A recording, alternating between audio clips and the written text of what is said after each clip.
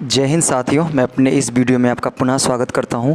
दोस्तों, आज हम समझेंगे कार्य, ऊर्जा, शक्ति। इन तीनों को हम डिटेल में समझेंगे। इनके क्या मात्रक होते हैं, इनकी परिभाषाएं क्या होती हैं, इनकी बीमा क्या होती है और इनके सूत्र क्या होते हैं। हम इन सभी को आज डिस्कस करने वाले हैं। तो आइए दोस्तों, हम लोग पहले स्टार्ट करते हैं। पहला नंबर हम लोग बात करेंगे कार्य किसे कहते हैं, यानी वर्क। What is work. देखिए, जो कार्य होता है दोस्तों, कार्य बराबर होता है बल गुणे विस्थापन। विस्थापन का मतलब होता है किसी वस्तु का स्थान चेंज करना एक निश्चित बल लगाकर। तो कार्य का मतलब होता है दोस्तों किसी वस्तु पर एक निश्चित बल लगाकर उसकी स्थिति में परिवर्तन कर देना ही कार्य कहलाता है। जैसे मान लीजिए सपोज दैट यहाँ पे एक बॉडी रखी थी m द्रव्यमान की, और इसको हमने क्या किया, इस पे एक बल लगाया। बल लगा के इस बॉडी को हमने उठा के यहाँ पे रखा, इसी m द्रव्यमान की वस्तु को। ठीक है, तो हमने ये देखा कि ये जो बॉडी थी इसका कुछ ना कुछ वज़न था, और इस पे हमने एक बल लगाने के बाद इसका स्थान चेंज कर दिया। अर्थात कहने का मतलब पहले पोजीशन यहाँ पे था, फिर अब देख रहे हैं इसकी पोजीशन यहाँ पे आ गई है। तो कहने का मतलब यह है, इसी को हम बोलेंगे दोस्तों कार्य। तो किसी वस्तु पर एक निश्चित बल लगाकर उसकी स्थिति में परिवर्तन कर देना ही कार्य कहलाता है।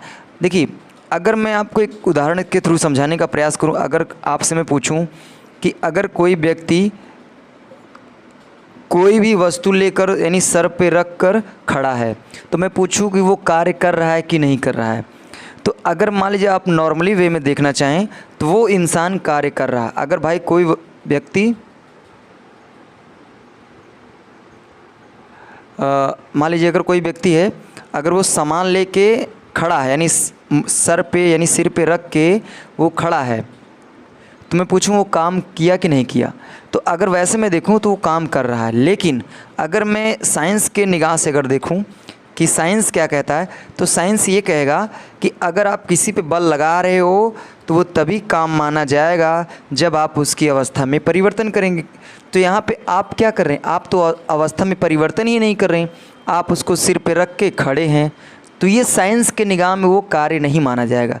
लेकिन वैसे अगर मैं देखूं तो वो काम कर रहा है। ठीक है, तो कार्य का मतलब होता है कि बल भी लगे और साथ ही साथ अवस्था में क्या हो जाए, परिवर्तन हो जाए। तो ये होता है दोस्तों कार्य का सूत्र होता है दोस्तों, कार्य बराबर होता है बल गुणे विस्थापन। इसको मैं शॉर्टकट में लिखता हूँ W = F × S, जहाँ पे W बच्चों कार्य है, F बल है और S क्या है, विस्थापन है। ठीक है, अगर इनके मात्रक की मैं बात करूं दोस्तों, तो मात्रक इसका होता है जूल, और एक मात्रक और होता है, ये जूल भी होता है। अगर इस फार्मूले से मैं देखूं तो बल का मात्रक न्यूटन और विस्थापन का मात्रक मीटर, तो एक मात्रक न्यूटन मीटर भी होता है। ठीक है, और ये जो जूल होता है इसको हम कह सकते हैं कि ये MKS पद्धति का मात्रक है।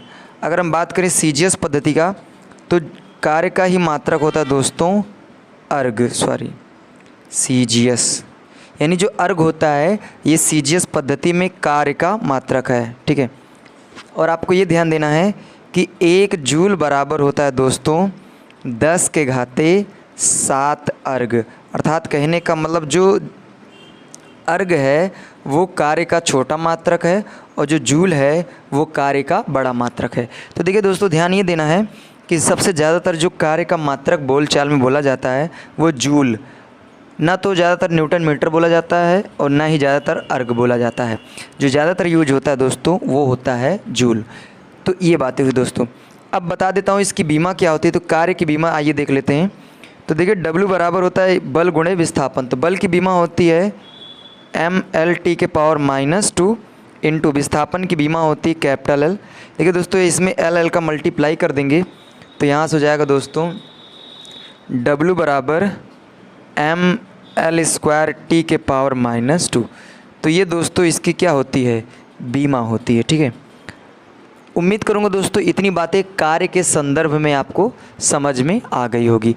यानी कहने का मतलब कार्य की परिभाषा क्या है और इनके मात्रक क्या होते हैं, सूत्र क्या होते हैं और बीमाएं क्या होती हैं।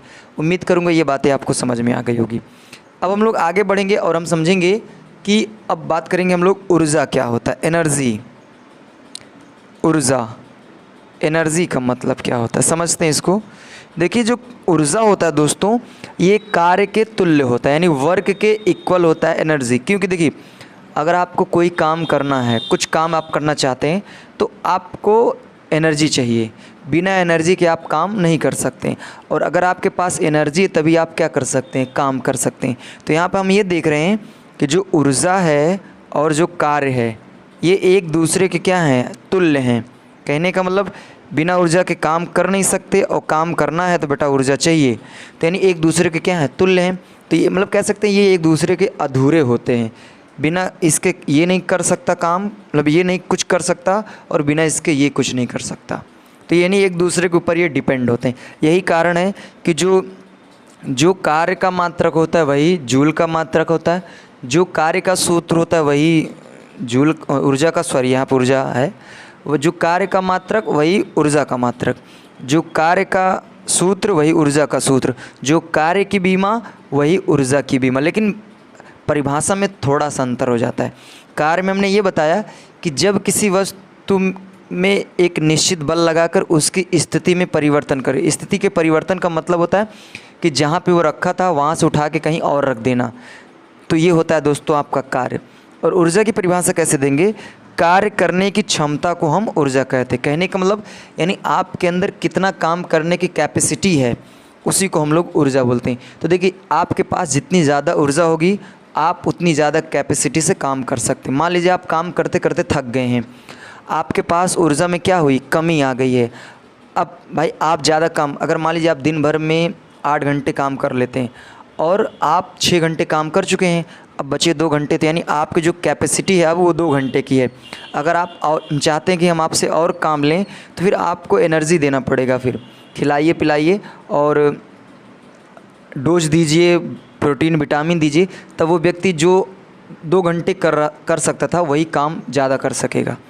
तो कार्य करने की क्षमता को हम ऊर्जा कहते हैं, और जितनी ज़्यादा आपके पास ऊर्जा होती उतना ही हम क्या कर सकते हैं, काम कर सकते हैं।